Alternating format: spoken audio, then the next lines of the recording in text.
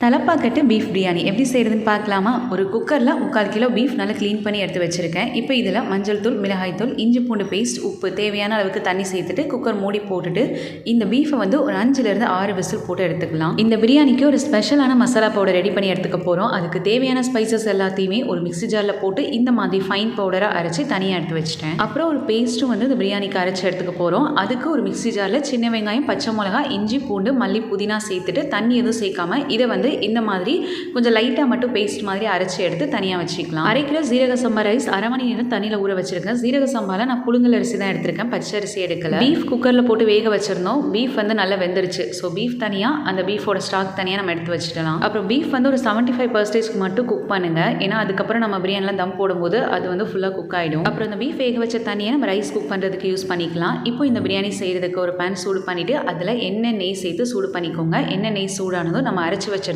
Paste சேர்த்துட்டு இதோட பச்சை வாசனை போகிற அளவுக்கு இந்த மாதிரி இதை நல்லா வதக்கி விட்டுக்கலாம். இப்போ இந்த பேஸ்ட்டோட பச்சை வாசனையெல்லாம் நல்லா போனதுக்கு அப்புறமா இதில் வந்து நம்ம அரைச்சி வச்சிருந்த ஸ்பைஸ் பவுடர் சேர்த்து நல்லா மிக்ஸ் பண்ணி விட்டுக்கலாம். ஸோ ஸ்பைஸ் பவுடர்லாம் சேர்த்து மிக்ஸ் பண்ணதுக்கு அப்புறமா இது வந்து பார்க்கறதுக்கு இந்த மாதிரி ட்ரையாக தான் இருக்கும். இப்போ இதில் நம்ம ஒரு 1/2 கப் தயிர் சேர்த்து நல்லா மிக்ஸ் பண்ணி விட்டுக்கலாம். தயிர் சேர்த்து நல்லா மிக்ஸ் பண்ணி விட்டதுக்கு அப்புறமா நம்ம வேக வச்சிருந்த பீஃபையும் இதோட சேர்த்து நல்லா மிக்ஸ் பண்ணி விட்டுக்கலாம். பீஃப் சேர்த்து ரொம்ப நேரம் மிக்ஸ் பண்ணி விடக்கூடாது. ஏன்னா ஆல்ரெடி இந்த பீஃப் வந்து குக் ஆயிடுச்சு. ஸோ ரொம்ப நேரம் மிக்ஸ் பண்ணும்போது அந்த பீஃப் வந்து உடஞ்சு போயிடும். பீஃப் சேர்த்து நல்லா மிக்ஸ் பண்ணி விட்டதுக்கு அப்புறமா இதை மூடி வச்சுட்டு ஒரு 2 மினிட்ஸ்க்கு மட்டும் குக் பண்ணிக்கலாம். ஜஸ்ட் அதுலேருந்து லைட்டாக எண்ணெய் பிரிஞ்சு வரணும், அது வரைக்கும் மட்டும் குக் பண்ணிக்கலாம். இப்போ ஒரு 2 மினிட்ஸ் ஆகுது. ஸோ லைட்டாக எண்ணெய் பிரிஞ்சு வந்திருக்கு. இந்த மாதிரி எண்ணெய் பிரிஞ்சு வந்ததும் இதில் வந்து நம்ம இப்போ தண்ணி சேர்த்துக்கலாம். 1 கப் ரைஸ்க்கு 1.5 கப் தண்ணி சேர்க்கணும். நம்ம இன்னைக்கு 2 கப் ரைஸ் எடுத்துருக்கிறதால நான் 3 கப் வந்து தண்ணி சேர்த்துருக்கேன். நான் எடுத்து வச்சிருந்த பீஃபோட ஸ்டாக்கே வந்து 2.5 கப் இருந்தது. ஸோ அது கூட எக்ஸ்ட்ரா ஒரு 1/2 கப் தண்ணி சேர்த்துட்டு 3 கப் மெஷர் பண்ணி இதில் வந்து நான் சேர்த்துட்டேன். அப்புறம் நம்ம பீஃப் வேக வைக்கும் போது ஆல்ரெடி உப்பு சேர்த்துருந்தோம். அதனால இந்த ஸ்டாக்ல கொஞ்சம் உப்பு இருக்க தான் செய்யும். உங்களுக்கு தேவைப்பட்டால் நீங்கள் எக்ஸ்ட்ராவாக கொஞ்சம் உப்பு சேர்த்துக்கோங்க. இப்போ இதை மூடி வச்சுட்டு இந்த தண்ணி ஒரு கொதி வர வரைக்கும் வெயிட் பண்ணிக்கலாம். தண்ணி கொதிச்சு வந்ததுக்கு அப்புறமா நம்ம ஊற வச்சிருந்த ரைஸை தண்ணிலாம் வடிகட்டிட்டு இதில் சேர்த்துட்டு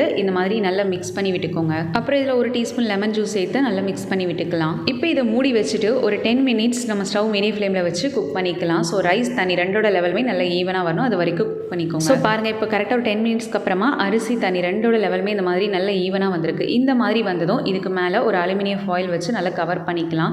இப்போ லிட் வச்சு இதை க்ளோஸ் பண்ணிவிட்டு ஒரு பழைய தோசைக்கல் வந்து நம்ம சூடு பண்ணிவிட்டு அதுக்கு மேலே அந்த பிரியாணி போட்டை வச்சு ஒரு 20 மினிட்ஸ்க்கு இதை நம்ம தம் போட்டுக்கலாம். ரைஸ் தம் போடும்போது ஸ்டவ் நல்லா லோ ஃப்ளேமில் வச்சுடுங்க. இப்போ ரைஸ் தம் போட்டு கரெக்டாக 20 மினிட்ஸ் ஆனதுக்கப்புறமா நான் ஃப்ளேம் சுவிச் ஆஃப் பண்ணிட்டேன். அதுக்கப்புறம் ஒரு 10 மினிட்ஸ் கழிச்சு தான் நான் ஓப்பன் பண்ணி பார்த்தேன். ஸோ பாருங்கள், நல்ல உதிரியாக சூப்பராக இந்த தலப்பாக்கட்டு பீஃப் பிரியாணி ரெடியாகி வந்திருக்கு. பீஸ் எல்லாமே நல்லா சாஃப்டாக வெந்து வந்திருக்கு. இந்த பிரியாணிக்கான அளவுகள் நான் டிஸ்கிரிப்ஷனில் கொடுத்துருக்கேன், செக் பண்ணிக்கோங்க. அண்ட் இந்த சூப்பரான பிரியாணி உங்களுக்கு பிடிச்சிருந்துச்சுன்னா இதே மாதிரி செஞ்சு பார்த்துட்டு எப்படி இருந்ததுன்னு கமெண்ட்ஸில் சொல்லுங்கள்.